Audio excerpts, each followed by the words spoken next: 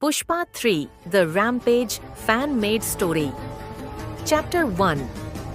शेषाचलम का जंगल पुरसुकून था। चंदनी पेड़ों के बीच से गुजार रही थी। दुनिया समझ चुकी थी कि पुष्पा राज मर चुका है। न्यूज चैनल्स ने उसकी मौत की खबर चला दी। दुश्मनों ने जीत का जश्न मनाया और पुलिस ने केस बंद कर दिए। लेकिन एक बड़ी गलती कर दी थी। पुष्पा सिर्फ एक आदमी नहीं, एक तूफान था जो दोबारा आने वाला था। एक खून से भरा जिस्म जंगल से लड़खड़ाता हुआ निकाल रहा था। पसीने से भीगा हुआ, छाती पे लाल धब्बाए, सांस फूली हुई। ये जक्कन्ना था, कभी पुष्पा का वफादार आदमी, मगर अब रेडी के कर्टेल का एक गद्दार। उसे लगा था कि पुष्पा वाकई मर चुका है।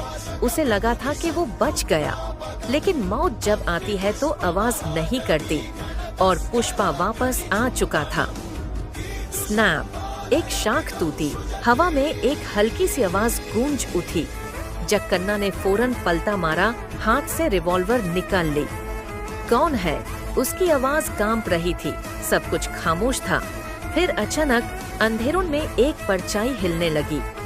धीरे धीरे एक चेहरा साफ दिखाई दिया। लंबे बाल, घना दरी, बदान पे जख्म, मगर आंखों में सिर्फ इंतकाम पड़ा से। पुष्पा राज वापस आ चुका था।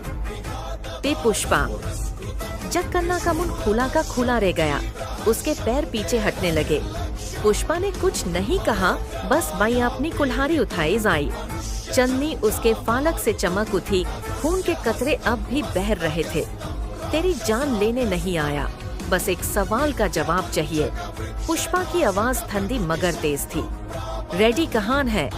जक्कन्ना की रगों में खून जम गया। मुझे नहीं पता पुष्पा, मैं बस श्राक। कुल्हाड़ी बिजली की तरह चली। जक्कन्ना का घुटना चीर दिया। वो चीख मार के जमीन पे गिर गया। हाथों से जख्म दबाया। दोबारा झूठ बोला तो अगला वार सिर्फ एक होगा। पुष्पा ने बेपरवाह अंदाज में कहा। आंखें झुकी नहीं, एक बार भी नहीं। जक्कन्ना रो दिया। समुद्रा पोर्ट, आज रात शिपमेंट आने वाला है, रेडी वहाँ होगा। पुष्पा के चेहरे पे एक हल्की सी मुस्कुराहट आई। बस इतनी सी बात, तो चल। के कहाँ? जक्कन्ना की आवाज टूट रही थी। पुष्पा ने कुल्हाड़ी का खून साफ किया और एक कदम आगे बढ़ाया। मुझे रेडी तक ले जाने। जंगल फिर से खामोश हो गया। चन्नी में सिर्फ एक परछाई दिखाई दे रही थी। पुष्पा राज एक बार फिर मौत का फरिश्ता बन के चल रहा था। इस बार सिर्फ ताकत के लिए नहीं, पूरा इंतकाम लेने के लिए। रैम्पेज शुरू हो चुका था।